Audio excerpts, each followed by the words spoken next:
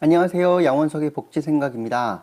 오늘은 리더는 스스로에게 엄격한 잣대를 들이대야 한다 라는 내용으로 말씀드리겠습니다.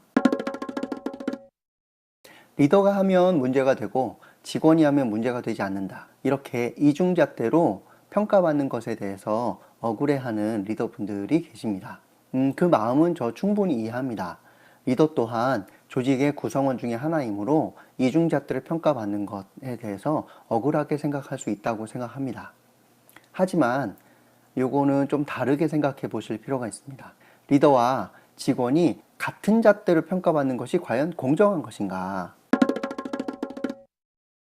리더는 직원보다 훨씬 더 많은 권한을 발휘하고 많은 보상을 받습니다. 특히 많은 권한을 발휘하는 자리이기 때문에 직원보다 훨씬 더 엄격한 잣대로 평가받는 것이 오히려 맞을 수 있습니다. 더 큰 권한과 더 큰 보상을 받는데 더 적은 권한과 보상을 받는 직원과 같은 잣대로 평가를 받는다면 이것이 오히려 더 공정하지 않은 것 아닐까 싶습니다.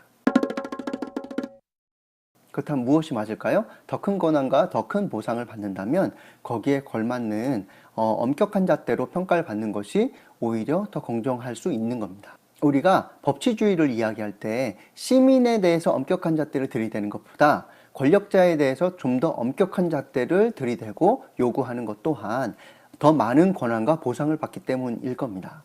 그런 점에서 보면은 리더가 직원과 똑같은 잣대로 평가를 받으려고 하는 것은 내가 갖고 있는 직원과의 더 큰 권한과 보상의 격차를 잘 인식하지 못한 것일 수 있습니다.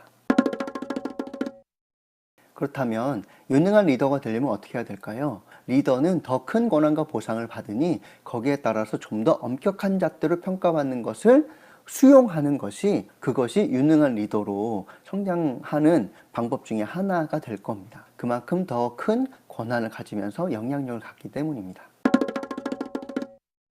리더분들 중에서 왜 직원들이 할 때는 그게 문제가 안 되는데 리더가 할 때는 문제가 되느냐라고 의문을 품으시는 분이 있으시다면 둘 중 하나입니다.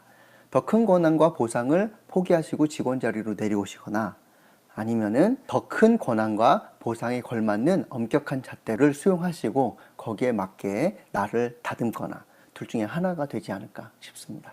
유능한 리더는 어떤 리더겠습니까? 더 엄격한 잣대를 수용하고 거기에 맞춰서 내 큰 권한과 보상을 부끄럽지 않게 만드는 리더가 유능한 리더이지 않을까 싶습니다. 예, 부담스러운 이야기셨겠지만 그래도 이것이 유능한 리더가 되는 조건이니까요. 그렇게 한번 노력해 보시면 어떨까 싶습니다. 양원석의 복지생각이었습니다. 고맙습니다.